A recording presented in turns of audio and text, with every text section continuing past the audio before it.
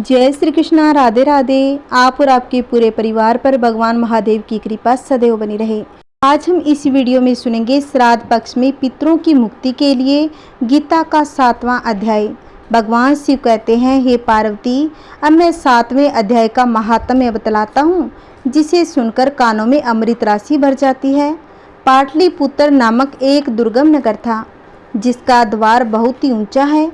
उस नगर में शंकुकर्ण नाम का एक ब्राह्मण रहा करता था। उसने वेश्यावृत्ति का आश्रय लेकर बहुत धन कमाया, किंतु न तो कभी पितरों का तर्पण किया, न देवताओं का पूजन। वह धन उपार्जन में तत्पर होकर राजाओं को ही भोज दिया करता था। एक समय की बात है, उस ब्राह्मण ने अपना चौथा विवाह करने के लिए पुत्रों और बंधुओं के साथ यात्रा की। मार्ग में आधी रात के समय जब वह सो रहा था, तब एक सांप ने कहीं से आकर उसकी बाहें में काट लिया। उसके काटते ही ऐसी अवस्था हो गई कि मणि मंत्र, औषधि आदि से भी उसके शरीर की रक्षा असाध्य जान पड़ी। उसके बाद कुछ ही क्षणों में उसके प्राण पखेरु उड़ गए और वह प्रेत बन गया। फिर बहुत समय के बाद वह प्रेत सर्प योनि में उत्पन्न हुआ। उसका चित्त धन की वासना में बंधा था। उसने पूर्व वृत्तांत को स्मरण करके सोचा, मैंने घर के बाहर करोड़ों की संख्या में जो धन गाड़ रखा है, उससे इन पुत्रों को वंचित करके स्वयं ही उसकी रक्षा करूंगा। सांप की योनि से पीड़ित होकर पिता ने एक दिन स्वप्न में अपने पुत्रों के समक्ष आकर अपना मनोभाव बताया। तब उसके पुत्रों ने सुबह उठकर बड़े विषम्य के साथ एक दूसरे से स्वप्न की बात कही।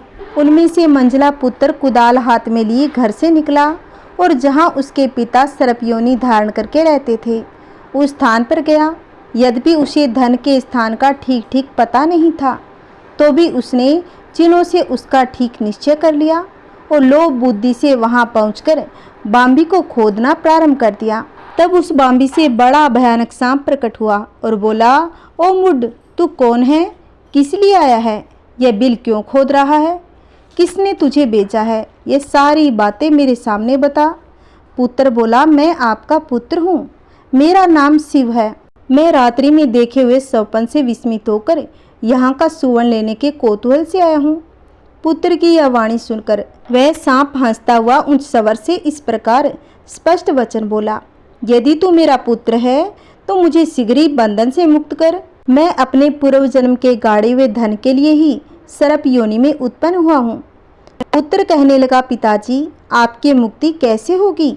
इसका उपाय मुझे बतलाइए, क्योंकि मैं इस रात में सब लोगों को छोड़कर आपके पास आया हूँ।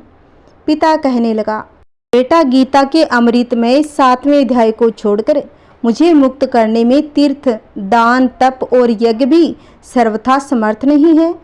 केवल गीता का 7वां अध्याय ही प्राणियों के जरा, मृत्यु आदि दुखों को दूर करने वाला है। पुत्र, मेरे श्राद्ध के दिन गीता के 7वें अध्याय का पाठ करने वाले ब्राह्मण को श्रद्धा पूर्वक भोजन करवाओ। इससे निसंदेह मेरी मुक्ति हो जाएगी। हे वत्स, अपनी शक्ति के अनुसार पूर्ण श्रद्धा के साथ वेद विद्या में प्रवीण अन्य ब्राह्मणों को भी भोजन कराना। सर्प योनि में पड़े हुए पिता के ये वचन सुनकर सभी पुत्रों ने उसकी आज्ञा अनुसार उससे भी अधिक किया। तब शंकुकर्ण ने अपने सर्प शरीर को त्याग कर दिव्य देह धारण किया और सारा धन पुत्रों के अधीन कर दिया। पिता ने करोड़ों की संख्या में जो धन उसमें बांट दिया था, उससे वे पुत्र बहुत ही प्रसन्न हो गए। उनकी बुद्धि धर्म में लगी हुई थी, इसीलिए उन्होंने बावली, कुआं, पोखरा, यज्ञ तथा देव मंदिर के लिए उस धन का उपयोग किया और अन्नशाला भी बनवाई। तत्पश्चात 7वें अध्याय का सदा जप करते हुए उन्होंने मोक्ष प्राप्त किया। हे पार्वती, यह तुम्हें 7वें अध्याय का महात्म्य बतलाया, जिसके सुनने मात्र से मानव सब पातकों से मुक्त हो जाता है। पितर कभी भी अपनी संतानों को परेशान नहीं करना चाहते। वे बहुत दयालु होते हैं, इसलिए संतानों की उपेक्षा से दुखी हो जाते हैं, क्योंकि संतान के द्वारा श्राद्ध कर्म और पिंडदान आदि करने पर उन्हें तृप्ति मिलती है और वे अपनी संतानों को धन, धान्य और सुख रहने का आशीर्वाद देते हैं। पितर ये नहीं चाहते कि उनकी संतानें उनको तृप्त करने के लिए बहुत कुछ करें। वे श्रद्धा भाव से किए गए श्राद्ध को खुशी के साथ स्वीकारते हैं। कहा भी गया है कि श्रद्धा के बिना श्राद्ध अधूरा होता है। श्राद्ध पक्ष में गीता के 7वें अध्याय का पाठ किया जाता है। इस अध्याय का नाम ज्ञान विज्ञान योग है। इस अध्याय का पाठ श्राद्ध में जितना हो सके उतना करने का प्रयास करें। इससे पितरों को तृप्ति मिलती है और पितर दोष से भी मुक्ति मिलती है। 7वें अध्याय का महत्व महाभारत शुरू होने से पहले भगवान श्री कृष्ण ने अर्जुन को गीता का ज्ञान दिया था। इस गीता का 7वां अध्याय पितर मुक्ति और मोक्ष से जुड़ा हुआ है। आपको बता दें कि ज्योतिष के अनुसार पितृपक्ष में गीता के 7वें अध्याय का पाठ करने से पितर दोष से मुक्ति मिल सकती है। श्राद्ध पक्ष में पितरों की मुक्ति के लिए 7वां अध्याय अवश्य ही सुनना या पढ़ना चाहिए। श्राद्ध पक्ष में आप चाहे तो संपूर्ण गीता का पाठ करें, नहीं तो पितरों की शांति के लिए, उनका आशीर्वाद प्राप्त करने के लिए और उन्हें मुक्ति प्रदान करने के लिए गीता के 7वें अध्याय का पाठ अवश्य सुनना चाहिए। आइए अब सुनते हैं सभी श्लोकों का हिंदी में अनुवाद। भगवान श्री कृष्ण अर्जुन से कहने लगे, हे पार्थ, अन्यन प्रेम से मुझ में आसक्त चित्त तथा अन्यन भाव से मेरे प्राण होकर योग में लगा हुआ, तू जिस प्रकार से संपूर्ण विभूति, बल, ऐश्वर्य आदि गुणों से युक्त सबके आत्म रूप मुझको संशय रहित जानेगा, उसको सुन।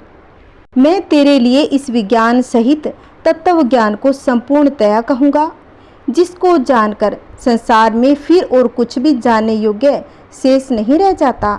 हजारों मनुष्य में कोई एक मेरी प्राप्ति के लिए यत्न करता है। उन यत्न करने वाले योगियों में भी कोई ही पुरुष मेरे प्राण हुआ मुझको तत्व से जानता है। पृथ्वी, जल, तेज, वायु तथा आकाश और मन, बुद्धि एवं अहंकार, ऐसे ये 8 प्रकार के विभक्त हुई मेरी प्रकृति है। यह 8 प्रकार के भेदों वाली तो अपरा है, अर्थात मेरी जड़ प्रकृति है। और हे महाभाव, इससे दूसरी तो मेरी जीव रूपा परा अर्थात चेतन प्रकृति जान की, जिससे यह संपूर्ण जगत धारण किया जाता है। हे अर्जुन, तू ऐसा समझ कि संपूर्ण भूत इन दोनों प्रकृतियों परा अपरा से उत्पन्न होने वाली है और मैं संपूर्ण जगत की उत्पत्ति तथा प्रलय रूप हूँ, अर्थात संपूर्ण जगत का मूल कारण हूँ। हे धनंजय, मुझसे भिन्न दूसरा कोई भी परम कारण नहीं है। यह संपूर्ण सूत्र में मणियों के सदृश मुझ में गुंथा हुआ है। हे अर्जुन, जल में रस हूँ और चंद्रमा और सूर्य में प्रकाश हूँ। संपूर्ण वेदों में प्रणव ओम मैं हूँ। आकाश में शब्द और पुरुषों में पुरुषत्व मैं हूँ। पृथ्वी में पवित्र गंध और अग्नि में मैं तेज हूँ। संपूर्ण भूतों में जीवन हूँ, अर्थात जिसे वे जीते हैं वह तत्व मैं हूँ, तथा तेजस्वियों में तप मैं हूँ। हे अर्जुन, तू संपूर्ण भूतों का सनातन बीज यानी कारण मुझे जान। मैं बुद्धिमानों की बुद्धि और तेजस्वियों का तेज हूँ। हे भरत श्रेष्ठ, आसक्ति और कामनाओं से रहित बलवानों का बल अर्थात सामर्थ्य मैं हूँ और सब भूतों में धर्म के अनुकूल अर्थात शास्त्रों के अनुकूल काम मैं हूँ। और जो भी सत्व गुण से उत्पन्न होने वाले भाव है और जो रजोगुण से तथा तपोगुण से उत्पन्न होने वाले भाव है, उन सबको तू मेरे से ही होने वाले ऐसा जान। परंतु वास्तव में उनमें मैं और वे मुझ में नहीं। गुणों के कार्य रूप सात्विक, राजसिक और तामसिक, इन तीनों प्रकार के भाव से ये सारा संसार मोहित हो रहा है। इसीलिए इन तीनों गुणों से परे मुझ अविनाशी को वह तत्व से नहीं जानता। यह अलौकिक अर्थात अति अद्भुत त्रिगुणोमयी मेरी माया बड़ी दुस्तर है, परंतु जो पुरुष केवल मुझको ही निरंतर भजते हैं वे इस माया को उल्लंघन कर जाते हैं, अर्थात संसार से तर जाते हैं। माया के द्वारा हरे हुए ज्ञान वाले और आसुरी स्वभाव को धारण किए हुए तथा मनुष्यों में नीच और दूषित कर्म करने वाले मूढ़ लोग मुझे नहीं भजते। हे भरतवंशियों में श्रेष्ठ अर्जुन, उत्तम कर्म वाले अर्थार्थी, सांसारिक पदार्थों के लिए भजने वाला, आर्त संकट निवारण के लिए भजने वाला, जिज्ञासु मेरे को यथार्थ रूप से जानने की इच्छा से भजने वाला और ज्ञानी, ऐसे 4 प्रकार के भक्तजन मुझको भजते हैं। उनमें भी नित्य मुझ में एक ही भाव से स्थित हुआ अन्यन प्रेम भक्ति वाला ज्ञानी भक्त अति उत्तम है, क्योंकि मुझे तत्व से जानने वाले ज्ञानी को मैं अत्यंत प्रिय हूँ और वह ज्ञानी मुझे अत्यंत प्रिय है। ये सभी उदार है, अर्थात श्रद्धा सहित मेरे भजन के लिए समय लगाने वाले होने से उत्तम है, परंतु ज्ञानी को साक्षात मेरा स्वरूप ही है, ऐसा मेरा मत है, क्योंकि वह मदगत मन बुद्धि वाला ज्ञानी भक्त अति उत्तम गति स्वरूप मुझ में ही अच्छी प्रकार स्थित है। बहुत जन्मों के अंत से जन्म में तत्व ज्ञान को प्राप्त हुआ ज्ञानी सब कुछ वासुदेव ही है। इस प्रकार मुझे भजता है वह महात्मा अति दुर्लभ है। उन भोगों की कामना द्वारा जिनका ज्ञान हरा जा चुका है, वे लोग अपने स्वभाव से प्रेरित होकर उस नियम को धारण करके अन्य देवताओं को भजते हैं, अर्थात पूजते हैं। जो सकाम भक्त जिस देवता के स्वरूप को श्रद्धा से पूजना चाहते हैं, उस भक्त की श्रद्धा को मैं उसी देवता के प्रति शिथिल करता हूँ। वह पुरुष उस श्रद्धा से युक्त होकर उस देवता का पूजन करता है, उस देवता से मेरे द्वारा ही विधान किए हुए उन इच्छित भोगों को निसंदेह प्राप्त करता है। परंतु उन अल्प बुद्धि वालों को वह फल नाशवान है तथा वे देवताओं को पूजने वाले देवताओं को प्राप्त होते हैं, और मेरे भक्त चाहे जैसे ही भजे अंत में मुझे ही प्राप्त होते हैं। बुद्धिहीन पुरुष मेरे अनुत्तम अविनाशी परम भाव को न जानते हुए मन इंद्रियों से परे मुझ सच्चिदानंद परमात्मा को मनुष्य की भांति जानकर व्यक्ति के भाव को प्राप्त हुआ मानते हैं। अपनी योग माया से छिपा हुआ मैं सबके प्रत्यक्ष नहीं होता, इसीलिए यह अज्ञानी जन समुदाय मुझ जन रहित अविनाशी परमात्मा को तत्व से नहीं जानता है, अर्थात मुझको जन्मने मरने वाला समझता है। हे अर्जुन, पूर्व में व्यतीत हुए वर्तमान में स्थित तथा आगे होने वाले सब भूतों को मैं जानता हूँ, परंतु मुझको कोई भी श्रद्धा भक्ति रहित पुरुष नहीं जानता। हे भरतवंशी अर्जुन, संसार में इच्छा और द्वेष से उत्पन्न हुए सुख दुख आदि द्वंद्व रूप मोह से संपूर्ण प्राणी अति अज्ञानता को प्राप्त हो रहे हैं। निष्काम भाव से श्रेष्ठ कर्मों का आचरण करने वाला जिन पुरुषों का पाप नष्ट हो गया है, वे राग द्वेष आदि जनित द्वंद्व रूप मोह से मुक्त रूढ़ निश्चय वाले पुरुष मुझको भजते हैं। जो मेरे शरण होकर जरा और मरण से छूटने के लिए यत्न करते हैं, वे पुरुष उस ब्रह्मा को तथा संपूर्ण अध्यात्म को और संपूर्ण कर्म को जानते हैं।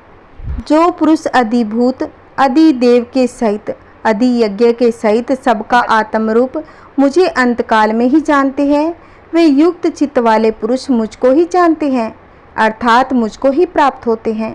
इस प्रकार उपनिषद ब्रह्मा विद्या तथा योग शास्त्र स्वरूप श्रीमद् भागवत गीता में श्री कृष्ण तथा अर्जुन के संवाद में ज्ञान विज्ञान योग नामक 7वां अध्याय समाप्त। जय श्री कृष्ण, राधे राधे। ओम नमः शिवाय। हर हर महादेव।